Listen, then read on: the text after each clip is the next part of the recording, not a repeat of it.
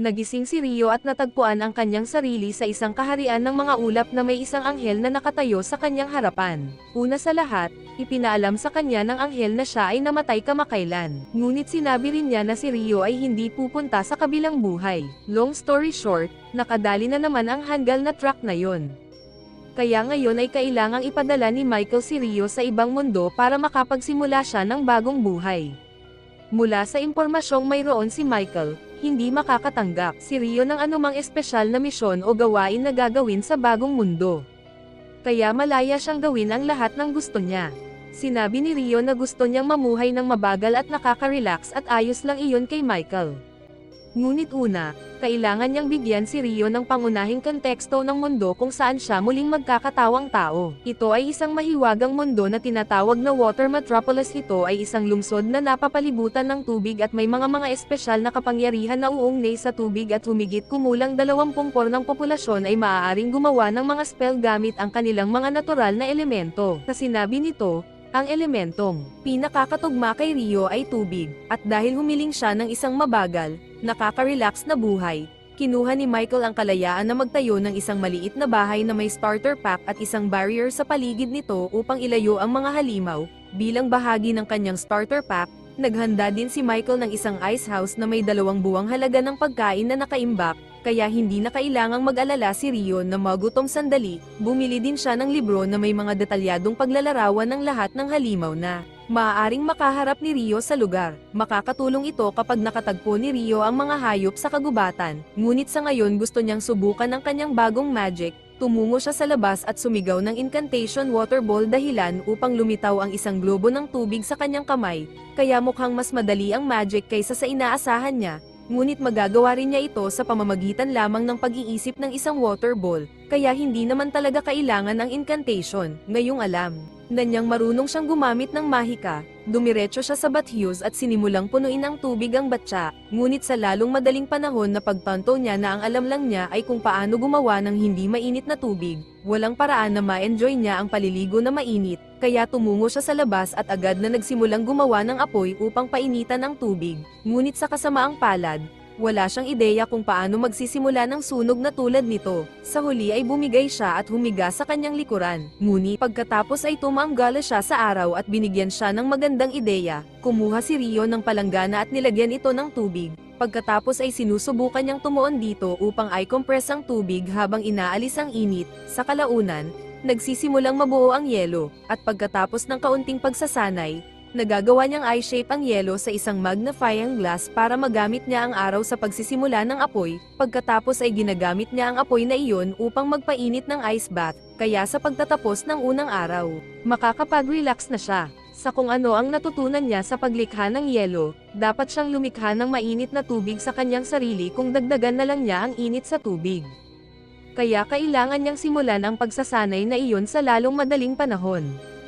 Kinaumagahan, nag-aalmusal si Rio nang magsimula siyang mag-isip tungkol sa kanyang hinaharap. Binigyan lang siya ni Michael ng 2 buwang halaga ng pagkain kaya kailangan niyang manghuli sa huli upang mapunan ang kanyang stock. Gayon paman, sigurado siyang hindi sapat ang isang kutsilyo para mapatay ang mga halimaw sa kagubatan. Kaya nagpasya siyang simulan ng pagsasanay sa kanyang pang-atake na magic. Ang unang bagay na ginagawa niya ay subukang mag-shoot ng water ball sa isang puno at ito ay gumagana tulad ng inaasahan niya. Ngunit ang isang maliit na bola ng tubig ay malamang na hindi magiging kapaki-pakinabang sa labanan. Gayunpaman, alam niya ang isang paraan upang palakasin ang epekto ng tubig. Kaya siya ay bumubuo ng isa pang water ball. Ngunit sa pagkakataong ito ay itinuton niya ang lahat ng tubig sa isang punto para sa dagdag na presyon. Ito ay isang magandang ideya sa teorya ngunit hindi pa rin siya sapat na sanay upang maglagay ng maraming puwersa sa likod nito. Kaya ang kanyang water jet ay katumbas ng isang squirt gun ngayon. Bumalik sa isip ni Rio ang sinabi ni Michael sa kanya bago siya muling nagkatawang tao. Ang magic ay tungkol sa imahinasyon kaya kailangan niyang magkaroon ng isang malinaw na larawan kung ano ang kanyang sinusubukan at ipagpatuloy ang pagsisikap para dito hanggang sa siya ay gumaling. Pagkatapos ng ilang araw ng patuloy na pagsasanay, ang mga water jet ni Rio ay nagsisimula ng magmukhang decent ngunit wala pa rin itong sapat na lakas para pumatay ng halimaw. Bukod pa rito, nakuha na rin ni Rio ang paglikha ng mainit na tubig. Kaya maaari na siyang magpaligaw ng maiinit para sa kanyang sarili kung kailan niya gusto. Bagamat kailangan pa niyang magtrabaho sa pagkontrol sa temperatura. Kinaumagahan, gusto niyang simulan muli ang kanyang ice magic. Kaya lumabas siya at sinubukang lumikha ng yelo mula sa manipis na hangin sa pagkakataong ito. Ito ay nangangailangan ng maraming pagsisikap. Ngunit sa kalaunan ay nagagawa niyang magpatawag ng yelo mula sa wala kahit na tumagal ng 3 hanggang 4 na araw bago ito mabuo. At hindi niya ito kayang barilin ng kasing dali ng tubig. Sa ngayon ang pagsasanay sa pakikipaglaban ay hindi pa masyadong nangyayari dahil wala sa mga spells na kanyang naisip ay naging epektibo. Ngunit sa susunod na ilang oras, patuloy na nagsasanay si Rio hanggat kaya niya hanggang sa tuluyang bumagsak sa sahig dahil sa pagkaubos ng mana. Nagpasya siyang sapat na ito ngayong araw sa ngayon. Ngunit kinaumagahan, sa sandaling mag-recover ang kanyang mana, nagsimula siyang magsanay muli. Ito ang naging pang-araw-araw na gawain ni Rio sa mga susunod na linggo. At pagkatapos ng lahat ng kanyang pagsasanay, nakakagawa na siya agad ng yelo. Kaya ito ay isang maaasahan na pag-atake ngayon.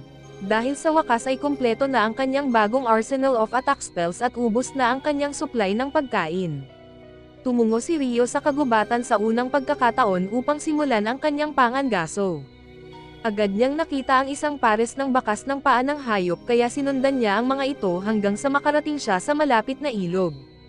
Habang nandoon siya, nakahanap siya ng ilang flint sa tabi ng ilog at magagamit niya ito upang magsimula ng apoy sa pamamagitan ng pagtama nito sa gilid ng kanyang espada.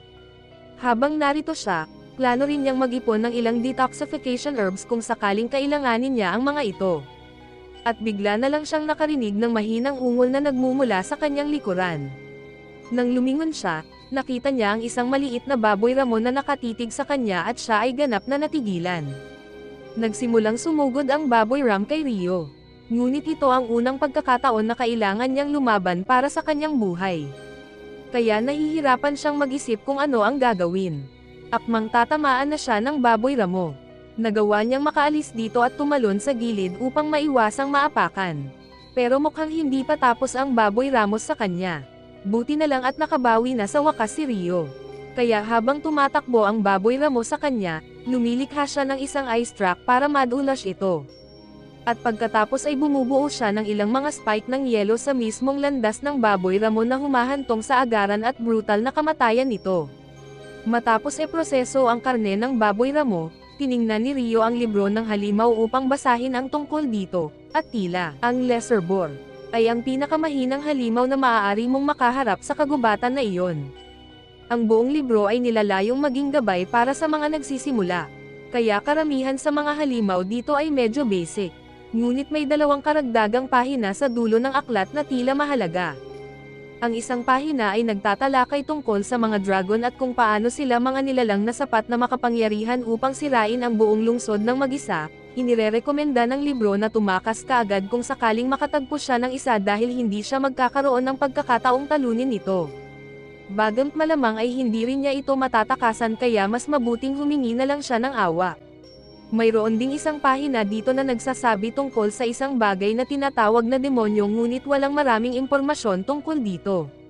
Kaya lahat ng sinasabi ng libro ay kung sakaling makatagpo ka ng isa, mapapahamak ka. Kinabukasan, lumabas muli si Rio sa pangangaso. Ngunit habang hindi niya pinapansin, bigla siyang inatake mula sa itaas ng isang higanteng assassin hawk. Ang lawin ay maaaring gumamit ng mahika ng hangin upang laslasin ang biktima nito. Kaya napilitang tumakbo si Rio habang gumagawa ng mga ice shield para harangan ang Razor Wind. Alam niya kung gaano kahirap harapin ang mga lawin kaya mas gugustuhin niyang hindi ito labanan ngunit walang paraan na malalampasan niya ito. Kaya ang tanging pagpipilian niya ngayon ay lumaban. Itinaas niya ang kanyang kamay at sinimulang ihagis ang kanyang mga water jet. Ngunit nagawang iwasan ng lawin ang kanyang pag-atake at lumusot pababa gamit ang mahika ng hangin upang patamaan si Rio.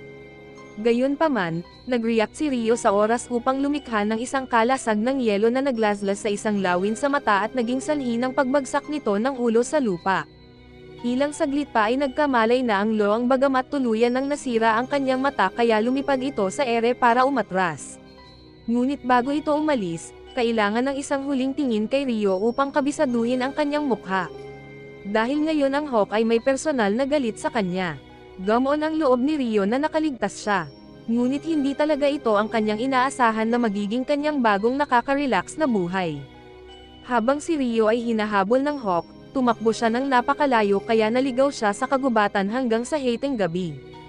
At habang sinusubukan niyang hanapin ang kanyang daan pauwi, nagkataon na nakatagpo siya ng isang kumikinang na lawan na may dulan na nakatayo sa gitna, at mukhang nakita siya nito.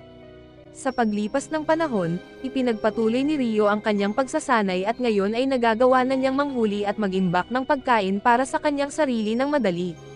Ang kanyang magic sa tubig ay naging mas malakas din na nagpapahintulot sa kanya na lumikha ng matutulis na mga sheet ng yelo at ibagsak ang mga ito ng may matinding puwersa sa isang iglap. Ang kanyang water jet ay naging sapat na malakas upang maputol ang solidong bato ng madali. Kaya medyo maganda ang combat ability niya ngayon. Pero hindi lang ice magic ang training na ginagawa niya lately. Mula ng araw na iyon ay nakita siya ng dalahan. Gabi-gabi siyang lumalabas sa kagubatan upang labanan ito. Ang mga walang ulo na mangangabayo ay hindi binanggit sa aklat ng gabay ng halimaw. Kaya ito ay alinman sa hindi isang halimaw o ito ay napaka-advanced para sa beginner guidebook. Either way, balak pa rin itong labanan ni Rio kaya sumulong siya gamit ang kanyang ice stick at nagsimulang mag-swing. Ito ay higit pa sa isang sesyon ng pagsasanay kaysa sa isang aktwal na laban dahil ang dalahan ay nakakatalo kay Rio sa parehong lakas at husay. Ngunit ginagawa pa rin ni Rio ang kanyang makakaya upang harangan ang mga pag-atake ng dalahan gamit ang kanyang mga ice shield, ngunit nahuhulog pa rin siya sa loob ng ilang segundo. Ang mangangabayo ay hindi kailanman nagsabi ng isang salita kay Rio. Ngunit sa ilang kadahilan pakiramdam ni Rio ay kinuha ang papel ng isang guro na nagsisikap na hagupitin siya para maging malakas. Sa sandaling iyon, itinaas ng Fairy King ang kanyang espada at gumamit ng magic ng tubig upang palawigan ang talon nito.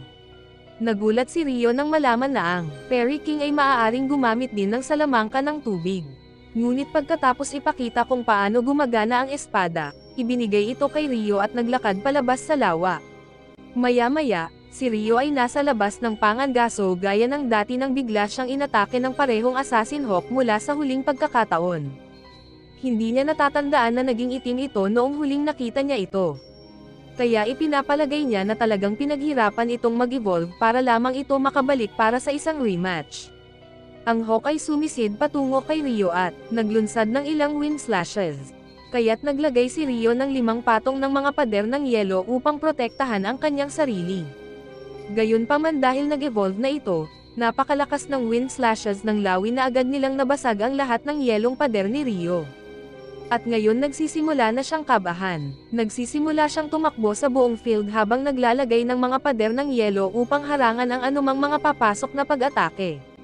At nang sa wakas ay nakakita na siya ng pagbubukas, nag-counter-attack siya sa pamamagitan ng paglulunsad ng ilang ice spike.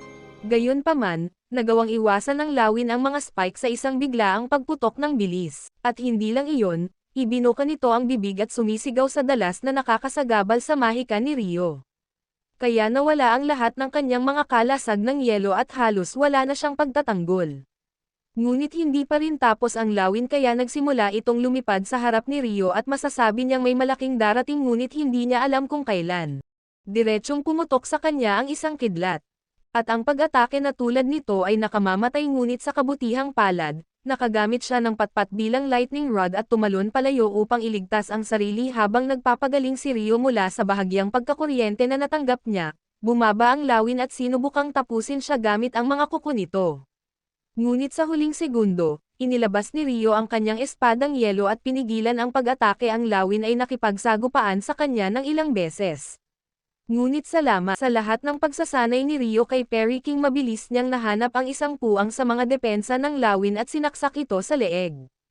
Pagkahulog ng lawin sa lupa, nilapitan ito ni Rio dahil naiintindihan niya ang nararamdaman nito.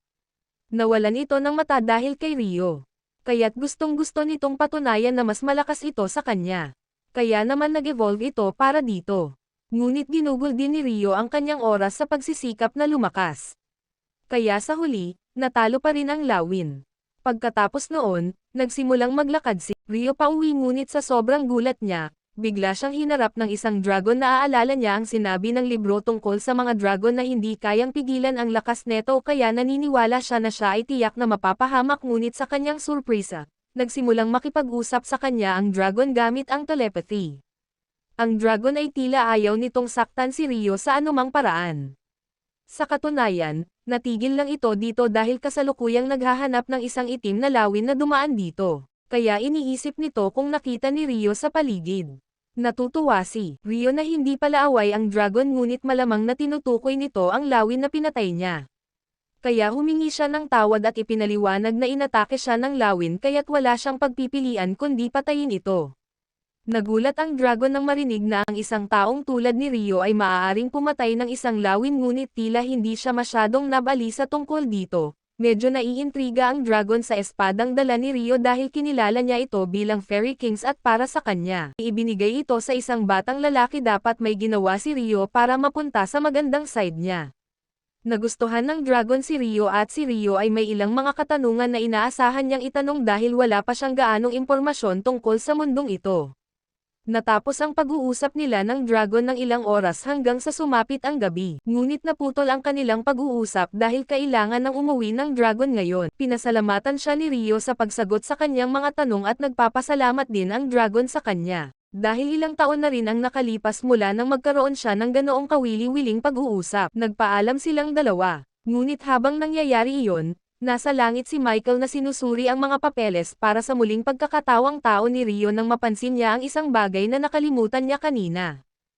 Mukhang nabigyan si Rio ng nakatagong katangian ng walang hanggang kabataan sa hindi malamang dahilan.